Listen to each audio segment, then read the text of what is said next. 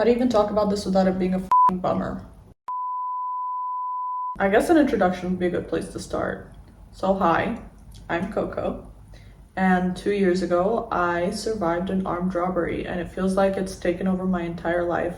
But before that, I used to be cool. I used to be a bunch of other cool stuff. I was a model when I was a teenager.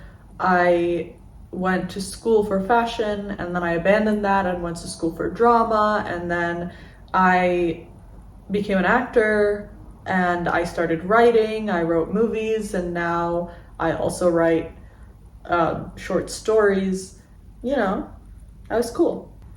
I was living in New York until after COVID, and then after that I decided to get serious about my film and television acting.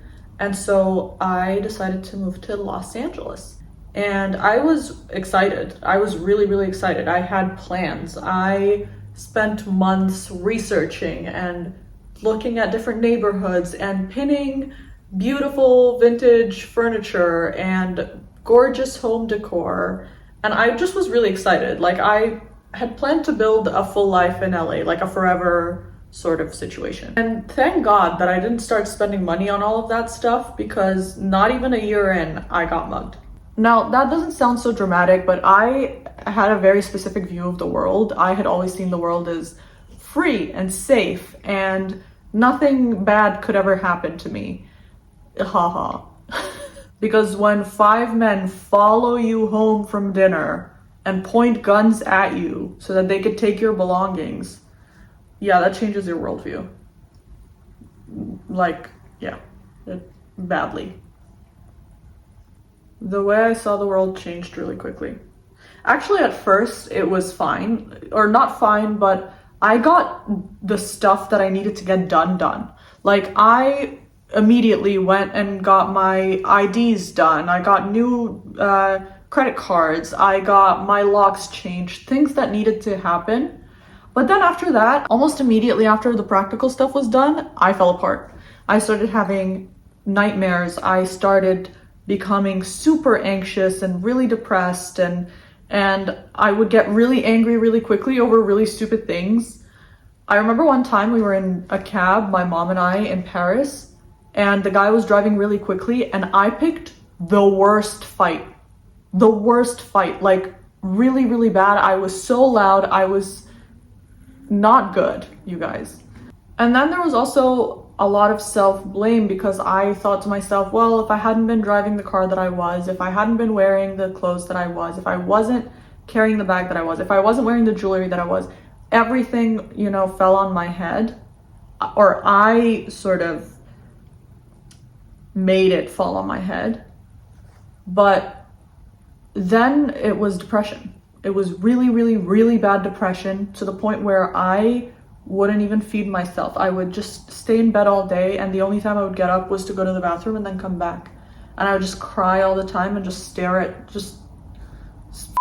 nothing, you know, stare at the ceiling. It got really bad to the point where I went to a psychiatrist, and he wouldn't medicate me unless I went to an inpatient program, essentially rehab for depressed people.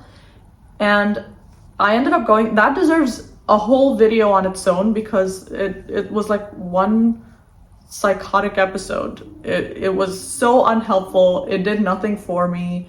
It was just a bad idea through and through. And then when I came out,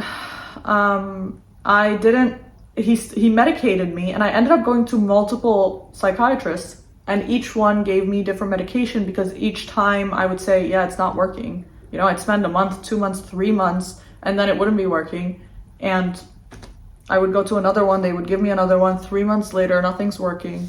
And they would give me different things, something for sleeping, and something for depression, and something for anxiety, and something for OCD, which was so aggravated by the fact that I felt so out of control. And then ADHD that was brought on by PTSD. It was just insane.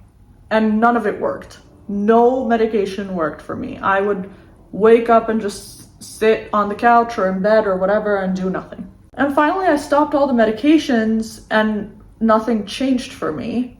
But somehow this year, almost exactly around January 1st, a switch just flipped.